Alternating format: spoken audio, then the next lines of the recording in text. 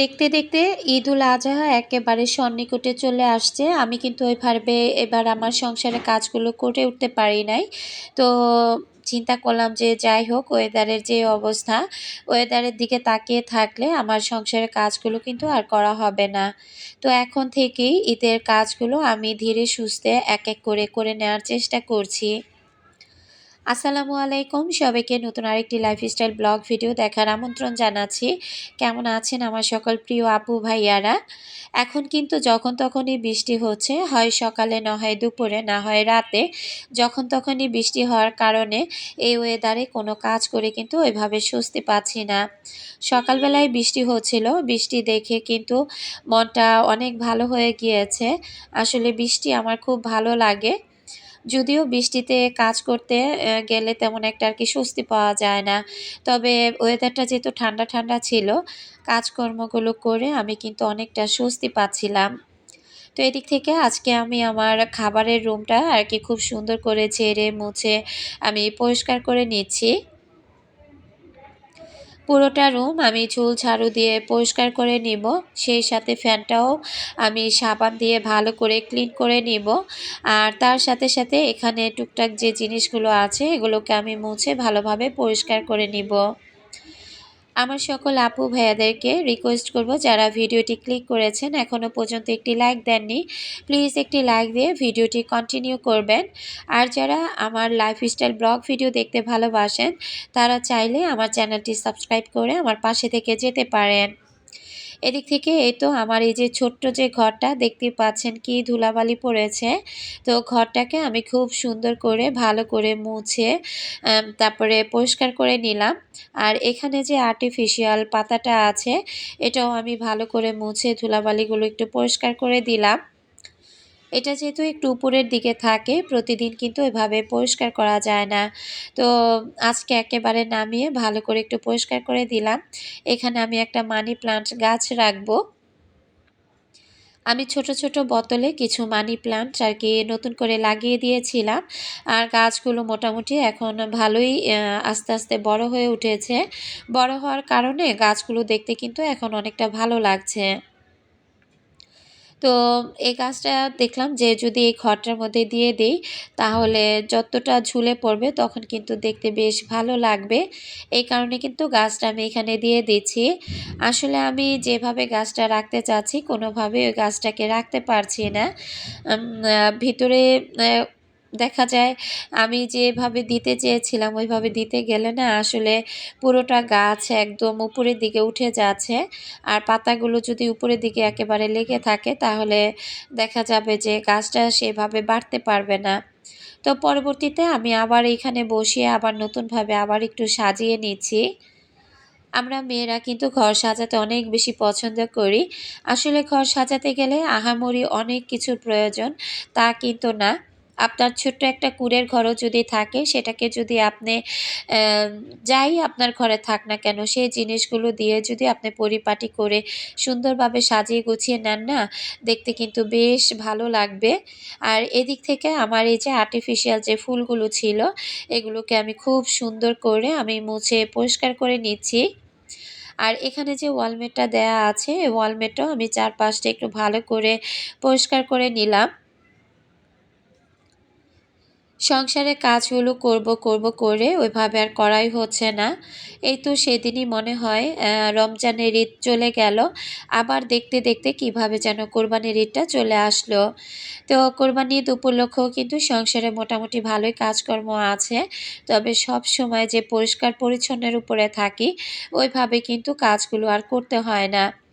Deep ক্লিনের ব্যাপার-স্যাপার যেটা আছে সেটা তো প্রতিনিয়ত আমি এটা সেটা পরিষ্কার করি বিধায় আরকি ডিপ ক্লিনের কাজগুলো ওইভাবে আমাকে আর করতে হয় না। আমি আমার মতো করেই কাজগুলো করে যাচ্ছি।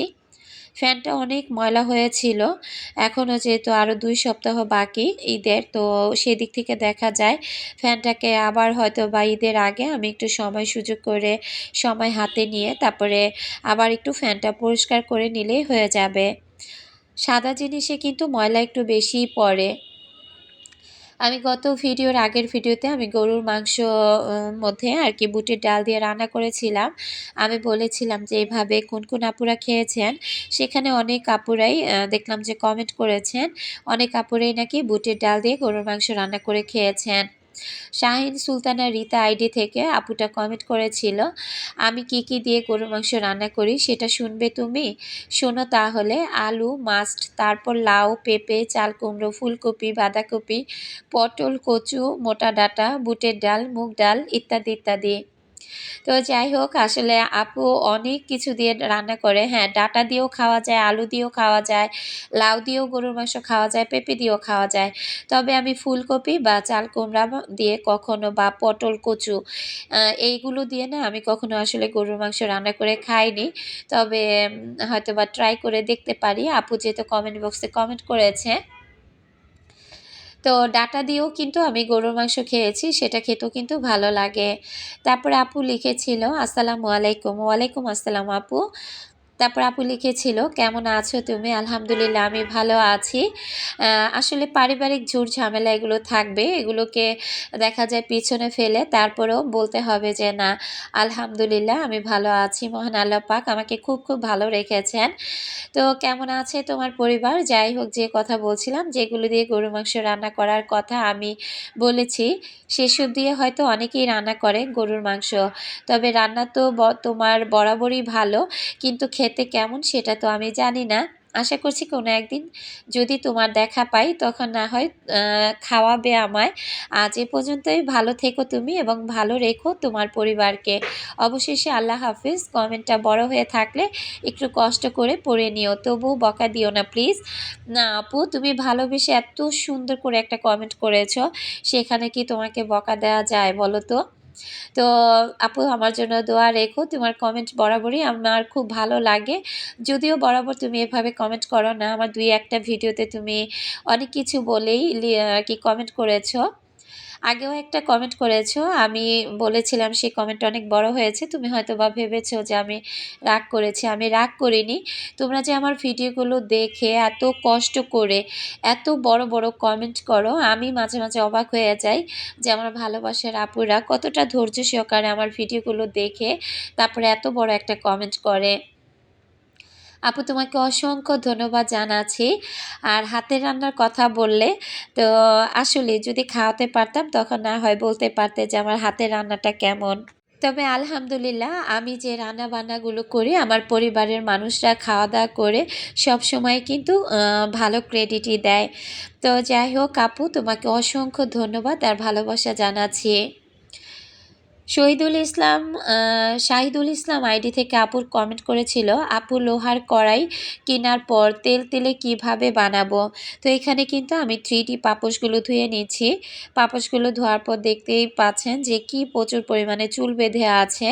তো আসলে 3 মা মেয়েই সবসময় দেখা যায় রুমে যেহেতু চুলটা আঁচড়ানো হয়, সেদিক থেকে না দেখা যায় যে চুল পড়ে পড়ে একদম পাপোশের গায়ে লেগে থাকে। আসলে আমি একটা বোকামি করে ফেলেছি।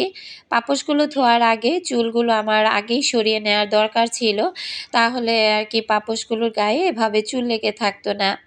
তো আপু, আমি বলে দিচ্ছি, প্রথমত যদি লোহার কড়াই আপনি একেবারে নতুন কিনে থাকেন, তাহলে সেই কড়াইয়ের মধ্যে আপনি প্রথমত কচু জাতীয় কোনো জিনিস, কচুর চোচা হতে পারে বা আলুর খোসা হতে পারে, বিভিন্ন রকমের সবজির খোসা দিয়ে ভালো করে কড়াইতে গরম পানি দিয়ে একদম ভালো করে 2-3 বার ফুটিয়ে নেবেন। তারপরে কড়াইটাকে ভালো করে মাজনি দিয়ে মেজে নেবেন, সাবান দিয়ে আর কি ভালো করে পরিষ্কার করে নেবেন। এরপর আপনি তেল দিয়ে ভালো করে কড়াই গরম করে, এরপর তেল দিয়ে আপনি যেটাই ভাজা পোড়া করেন না কেন, ভাজা পোড়া করার পর ওটাকে আর সাবান দিয়ে কখনো ঘষা মাজা করবেন না। তো আলগা একটা মাজনি দিয়ে আপনি ধুয়ে ফেলবেন। এভাবে কিছুদিন ব্যবহার করতে করতেই দেখবেন যে এই লোহার কড়াইগুলো কিন্তু একেবারে তেলে হয়ে যায়। তো আপু, আপনাকে অসংখ্য ধন্যবাদ জানাচ্ছি। আর এদিক থেকে দেখেন, আমার বড় মেয়েটা আজকে ঘরটা মপ করে নিচ্ছে। তো আজকে জবাকেই বলেছি যে আজকে যেহেতু আমি কাজগুলো বেশি করেছি, ঘরটা মপ করার সময় পাচ্ছি না, তো মেয়েকে বললাম যে মা, তুমি আজকে ঘরটা মপ করে ফেলো। তো আসলে হাতে হাতে মা মেয়েরা কাজ করছি বিধায় কিন্তু কাজগুলো খুব দ্রুত শেষ হয়ে গিয়েছে। জবা ওই দিক থেকে ঘরটা মপ করে নিয়েছে আর এদিক থেকে আমি বারান্দাটা খুব সুন্দর করে ধুয়ে নিয়েছি। আমি সবসময় চেষ্টা করি আমি যখন যে কোনো কাজ করার সময় আমি আমার মেয়েদেরকে দিয়েও টুকটাক কাজ করানোর চেষ্টা করি। তো কাজ কিন্তু শিখে রাখা ভালো। তো মেয়ে মানুষ হয়ে জন্ম নিয়েছে, কাজ তো আজ না হয় কাল শিখতেই হবে। এদিক থেকে দেখেন আমি কিন্তু নতুন একটা কি বলবো যে নতুন একটা কাপড় আমি এখানে বিছিয়ে নিয়েছি। এটা আমি এনেছিলাম এই কিচেন ক্যাবিনেটের জন্য। তো ভাবলাম সামনে যেহেতু ঈদ, তো ঈদ উপলক্ষে কাপড়টা আমি বিছিয়ে ফেলি। যেহেতু এটা সাদা একটা ওয়াল ক্লথ এখানে বিছানো আছে, এই ওয়াল ক্লথটা রেগুলার আমাকে পরিষ্কার করতেই হয়। আর এত এত ময়লা হয় এই ওয়াল ক্লথটা, আমার আসলে বিরক্ত লেগে যায়। মাঝে মাঝে ইচ্ছে করে না প্রতিদিন ওইভাবে পরিষ্কার করতে, তারপরও কি আর করা, ওইভাবেই আমাকে পরিষ্কার করতে হচ্ছে। আর এদিক থেকে এটা বিছিয়ে দেওয়ার পর এখন কিন্তু আর কন্টিনিউ আমাকে ওইভাবে ওয়াল ক্লথটা আর কি পরিষ্কার করতে হবে না। দেখা যায় সপ্তাহখানেক পরে এই কাপড়টা উঠিয়ে যখন ময়লা হবে আমি ধুয়ে নিলেই কিন্তু খুব সুন্দর কাপড়টা পরিষ্কার হয়ে যাবে। আর রেগুলার মোছামুছির আর কি ঝামেলাটা আর আমার থাকলো না। তো যাই হোক, ঈদ উপলক্ষে নতুন জিনিস দিয়ে ঘর সাজাতে তো আমার বরাবরই খুব ভালো লাগে। আসলে মনের মধ্যে কেমন যেন একটা খুশি খুশি ভাব লাগে। আমি নিজেকে সাজাই বা না সাজাই, আমি কিন্তু ঘর সাজাতে বরাবরই খুব বেশি পছন্দ করি। তো এই জায়গায় কাপড়টা একেবারে হোয়াইট কালারের নিতে চাচ্ছিলাম, পরবর্তীতে মনে হলো যে না, একটু ফুল টুল থাকলে আর কি দেখতে আর কি ভালো লাগবে। তো এদিক থেকে আমি সব কাজ মোটামুটি গুছিয়ে নিয়েছি, ঘর দুয়ার মোছা শেষ। তো রান্না তো করতে হবে, রান্না করার জন্য চলে আসছি রান্নাঘরে। তো আমি চুলাটা একটু এপাশে রেখে দিয়েছি। এখানে আমি অল্প পরিমাণে কিছু মুরগির মাংস আর কি রান্না করে নিব। 2 পিস মুরগির মাংস ছিল। তো আমি দেখা যায় হুটহাট করে এদিক সেদিক গেলে তখন বড় মেয়েটা কি করে, মাংস বের করে মাংস রান্না করেই খায়। তো বলে যে মা, মাংস রান্নাটাই আমার কাছে সহজ মনে হয়, আসলে মাছ তো আবার ধুতে হয়। তো যাই হোক, এদিক থেকে আমি মুরগির মাংসটা রান্না করি। আর একজন আপুর কমেন্ট পড়ি, সফট ইটিসি যে 40 আইডি থেকে আপু কমেন্ট করেছে, আপু কিছু মনে করিও না, একটা কথা তোমাকে একটা কথা জিজ্ঞেস করব। তুমি যে জবার বাবার ব্যক্তিগত কথাগুলো অনলাইনে শেয়ার করেছো, জবার বাবা এ নিয়ে কোনো ঝামেলা করেছে? আর মেয়েটার সাথে তার এখনো কি সম্পর্ক আছে? তো আপু তোমাকে আমি বলছি যে না, আমি তার ব্যক্তিগত যে কথাগুলো আমি শেয়ার করেছি সেটা আমি তার নামে কোনো মিথ্যে কথা শেয়ার করিনি, যা সত্য আমি তাই শেয়ার করেছি। সে সব জানে এবং সে সব শুনেও। তো আমি যেটা হবে সেটা যে আমি বলতে পারি এতটুকু বুক ভরা সাহস আমার আছে, কারণ আমি আসলে অন্যায় যে করে আর অন্যায় যে সহায় দুজনেই কিন্তু সমান অপরাধী। তো আমি আসলে সে যে অন্যায়টা করেছে সেটা আমি যদি মেনে নিয়ে চুপ করে থাকি তাহলে আমিও কিন্তু সমান অপরাধী। সে যে অন্যায়গুলো দিনের পর দিন করে যাচ্ছে, আমি তাকে আমার জায়গা থেকে বলেছিলাম যেটা করেছো সেটা স্বীকার করে ফেলো, কিন্তু সে কোনোভাবে কোনো কিছু স্বীকার করছে না। আমি শুধু তাকে অনলাইনে না, আমি ব্যক্তিগতভাবে তার পরিবারের মানুষদের কাছেও আমি সব কিছু শেয়ার করেছি। সে একদম ডাহা মিথ্যা কথাই বলছে, মেয়েটার সাথে তার কোনো সম্পর্ক নাই এবং যোগাযোগও নাই, প্লাস মেয়েটাকে সে বিয়েও করে নাই বা বিয়ের কোনো ডকুমেন্টসও তাদের নাই। সে জায়গা থেকে আমি এখন আর কি বলতে পারি, এখন মেয়েটার সাথে তার যোগাযোগ আছে কি না আছে, সম্পর্ক আছে কি না আছে, আমি আসলে জানি না, কারণ যে যেমন তার সাথে তেমন মানুষ এসেই কিন্তু পড়ে। তো আমি আসলে ২টা মানুষই যেহেতু একই কোয়ালিটির, আমি এই ২টা মানুষকে নিয়ে আমি কোনো কথা বলতে চাই না। আমার পৃথিবীতে আমার জবা জুঁই আছে, এরাই আমার পৃথিবী আর আমার সংসার। আমি এর বাইরে আর কাউকে চিনি না। যদিও সে আমার স্বামী বা তার ছায়ার তলে আমরা হয়তোবা রয়েছি, কিন্তু ঘৃণা জিনিসটা খুব খারাপ। বিশ্বাস ভঙ্গকারীকে কিন্তু আল্লাহও পছন্দ করেন না। তো বিশ্বাস যাকে আমি বারবার করেছি, যে মানুষটা বারবার আমাকে ঠকিয়েছে, সে মানুষটাকে হয়তোবা ১ বার ২ বার ক্ষমা করা যায়, ৩য় বারও ক্ষমা করা যায়, ৪র্থ বার আর তাকে ক্ষমা করা যায় না। তো আসলে মিথ্যা দুজনের মধ্যে আছে। যে মেয়েটার সাথে সম্পর্ক করেছে সে মেয়েটাও আমার সাথে মিথ্যা বলে যাচ্ছে, সেও মিথ্যা বলে যাচ্ছে। এমন কোনো প্রমাণ যদি তাদের কাছে থাকতো, তারা প্রমাণ নিয়ে আমার কাছে হাজির হতো। আর কোনোদিন যদি এমন কোনো প্রমাণ নিয়ে দুইজনের একজন আমার কাছে একদম মুখোমুখি হতে পারে, সেদিন আমি অবশ্যই আপু তোমাদের সাথে সেই বিষয়গুলো শেয়ার করব। ঠিক আছে? তো আসলে মেয়েটার সাথে তার কোনো যোগাযোগ আছে কি না আছে বা সম্পর্ক আছে কি না আছে, এই বিষয়গুলা নিয়ে আমি মাথা ঘামাতে চাই না বা মাথা ঘামাইও না। কারণ এই এই ধরনের এই কোয়ালিটির মানুষগুলোকে আমি খুবই অপছন্দ করি। আমি যে কাজগুলো পছন্দ করি না সেই কাজগুলোর নিয়ে যে আমি কথা বলি এটাও আমার আসলে রুচিতে বাধে। তো আমার ভালোবাসার আপুদেরকে আমি বলব যে আজকের পর থেকে আমি আমার ভিডিওতে আমি চেষ্টা করব আমি আমার কাজকর্ম নিয়ে কথা বলার জন্য। কারণ এই ধরনের থার্ড পারসন মানুষদের নিয়ে, নিচু মন মানসিকতা এবং লো ক্লাসের মানুষদের নিয়ে আমি কোনো কথা বলতে চাই না। তো আসলে দুর্ভাগ্যবশত আল্লাহ তাআলা এমন একটা মানুষ আমার কপালে জুটিয়ে দিয়েছেন। হয়তোবা মৃত্যুর আগ পর্যন্ত এই মানুষটাকে আমার সহ্য করে যেতেই হবে। তো যাই হোক, আসলে সবাই তো সব দিক থেকে ভালো কিছু পায় না। আল্লাহ আমার ভাগ্যে এটা লিখেছিলেন বিধায় এই মানুষটা আমার কপালে উড়ে এসে জুড়ে বসেছিল। তো কি আর করা? ধৈর্যশীল ব্যক্তিকে নাকি আল্লাহ পছন্দ করেন। আমার অনেক আপুরে আমাকে কমেন্ট করেন। তো সেই সাথে ব্যক্তিগত জীবনেও আমাকে এই কথাটা অনেকেই বলে থাকেন। যাই হোক, তার রাস্তায় সে থাক আর আমার রাস্তাতে আমি থাকি। ২ জনের পথটাই কিন্তু ভিন্ন।